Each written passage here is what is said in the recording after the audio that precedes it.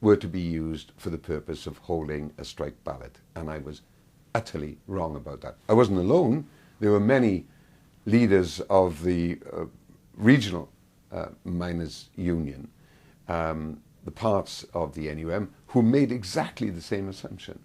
And they were taken as much by surprise as I was. And in the circumstances, I suppose I allowed sentiment, sympathy, commitment to the essential rightness of the miners' cause and the case for coal to persuade me not to make the public call.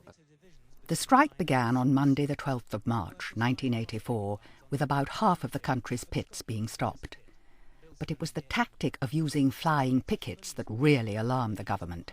Scargill had the total support of his Yorkshire miners, and by using them as his shock troops, the plan appeared to be to scare other regions into joining the strike. Some of the men were determined to go to work despite the pickets. While outwardly maintaining the dispute was between management and union, the government became directly involved when Mrs. Thatcher gave authority for the police to mobilise, almost as an army. 3,000 police officers from 17 forces were involved. Some people accused her of creating a national police force to deal with this. I don't think that is true, but what is certainly true is that there was more coordination than there used to be, and there was more central purpose. At this early stage, the picketing was centred on Nottinghamshire, but the flying pickets failed to stop a vote among the local miners that showed a majority against strike action. Other area ballots also voted to work. In that first week, the combined force of the police and ballot reversed the trend towards shutdown of the pits. In Mrs. Thatcher's view, the first crucial battle had been won. If there'd been a national ballot, the Nottinghamshire coal miners would have done what they did in the 72 and 74 strikes, and they would have been loyal to the union. Because there wasn't a ballot, they resisted.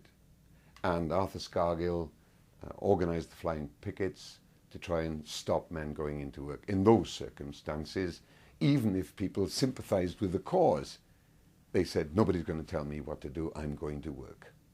Men from 9 forces converged on the steel plant, which earlier Arthur Scargill had vowed would be sealed off by the pickets. In May, as the strike moved into a third month, allegations of heavy-handed tactics and police brutality were being levelled at Mrs. Thatcher. One flashpoint was Orgreave coking plant near Sheffield, where police used riot gear for the first time since the strike began. Then the riot squads, the helmeted policemen with their plastic shields, were deployed after smoke bombs were thrown. The violence continued, and at one stage the pickets nearly broke through the police barricade. The police had responsibility for keeping law and order. So if they discovered that Scargill was sending 1,000 militant pickets to a place, they had to be there to keep law and order. And they soon found they couldn't do it from each constabulary. They had to have a force that they could move around the country, but they organised that themselves under no political instructions at all. Most of the police leadership knew they had a big civil disorder on their hands, and the way to deal with that was in a civil fashion. And they did. It could be much, much worse if they didn't. And if they weren't their counterparts in the regional leadership of the miners' union, who took the same mature, sensible course. But that wasn't universal on either side. More arrests followed, and the injuries, pickets as well as policemen. On a second day of rioting, Arthur Scargill managed to get himself arrested. 1984, Great Britain. Move the rest of them, get them moving. The pitched battles continued into June. We were hoping after yesterday that there would be a different sort of picketing. But quite obviously that's not the case. There are more here than I've seen before. It started off with the pushing, but then of course you saw the missiles coming over. When them lads got injured, our lads backed off. We all backed off. And they kept shoving. They kept shoving. We were trying to get our lads out what were injured. We don't want anybody injured. Nobody. We don't even want police injured as far as that's concerned. But when they fetch them in, that's when we get upset. Scenes of conflict only served to strengthen the Iron Lady's determination that violence could not be allowed or seen to succeed, as she made clear to an audience of Tory supporters in Porthcawl in Wales later in June. Mr. Chairman, what we have seen in the past few weeks is not picketing at all. It is an attempt by force to prevent others from doing what they have a right to do.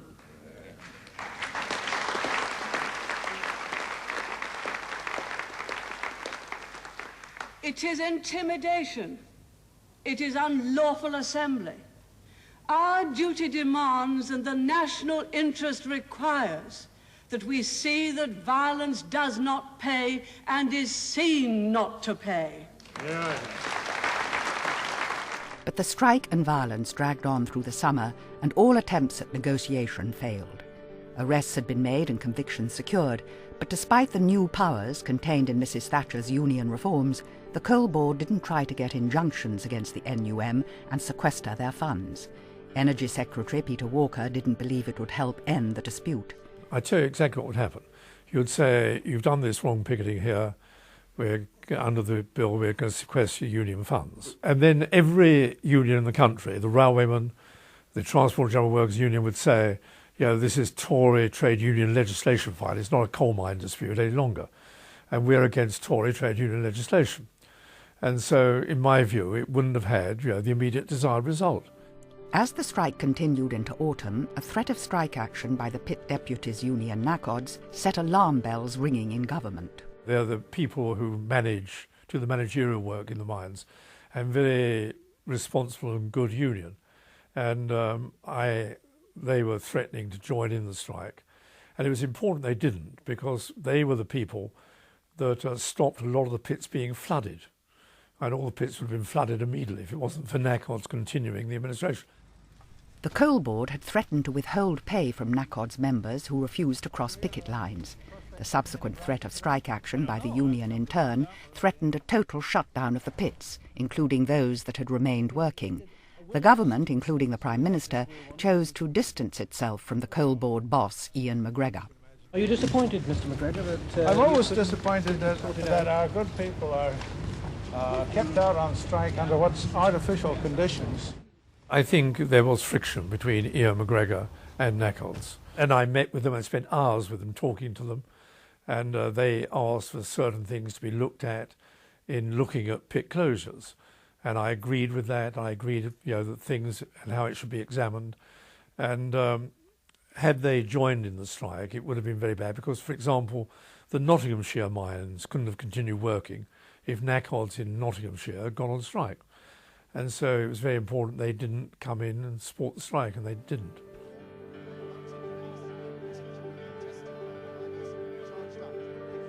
By November, the strike was beginning to collapse. The NCB had offered a bonus to returning miners, and the militants stepped up their attempts to stop them. Mrs. Thatcher, though, had only praise for those defying Scargill's men. This year, as before in our history, we've seen men and women with brave hearts defying violence, scorning intimidation, and defending their rights to uphold our laws.